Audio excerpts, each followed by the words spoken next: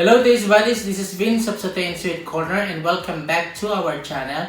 Today ay gagawa po tayo ng simple at napakasarap na vanilla milk pudding. But before we start, be sure na na-click nyo na po ang ating subscribe button at ang ating notification bell para lagi po kayong updated sa ating mga yummy recipes. So guys, simulan na natin ang paggawa ng ating vanilla milk pudding.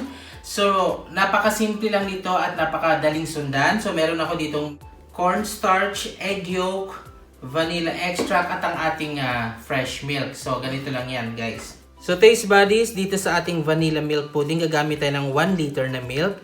Pero, kukuha tayo ng 300 ml dito sa ating milk. Ito yung first. So, 300 ml lang. Then, save it for later kasi gagawin natin ito mamaya.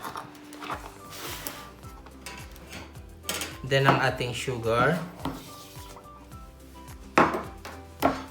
Egg yolks. Ang ating cornstarch.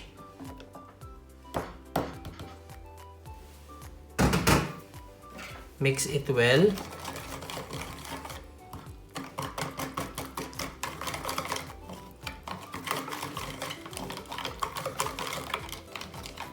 Ang exact measurement po ng ating recipe, makikita nyo po sa ating description box.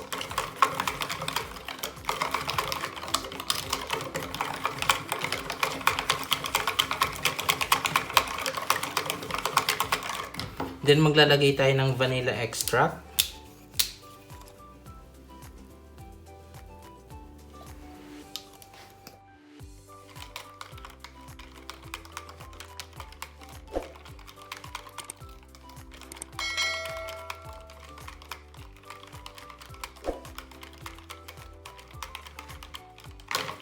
So guys, well mixed ang ating mixture, then set aside, then mag-move na tayo sa ating susunod na step.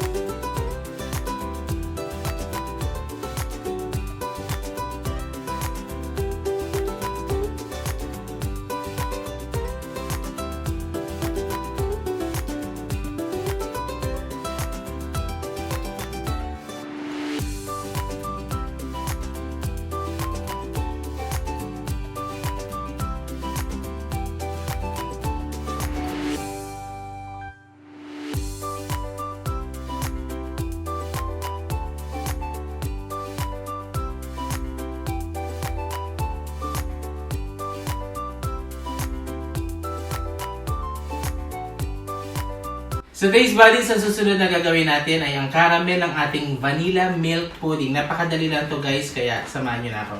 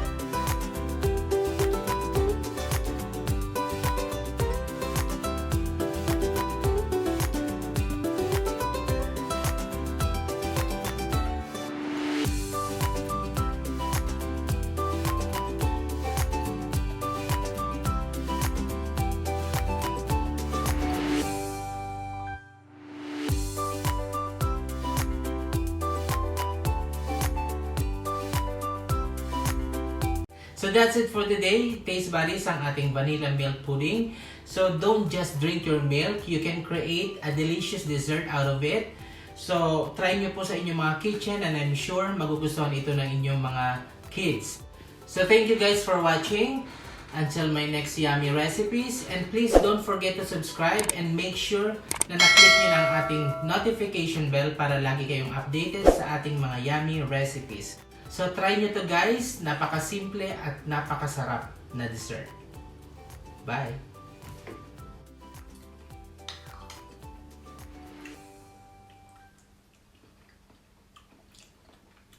Sarap guys. Sarap nga.